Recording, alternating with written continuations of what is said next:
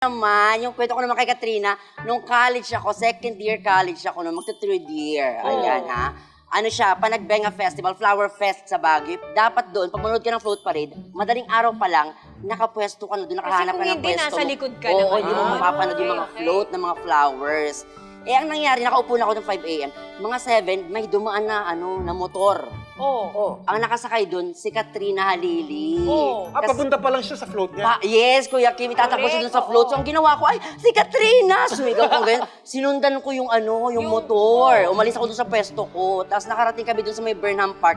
Nawala na yung motor. Si Katrina na ilagay na dun sa float niya. Ako, hindi na ako makapasok dun sa area na mapapanood yung mga float. Yan. Kaya So, hindi mo siya nakita sa float? Opo.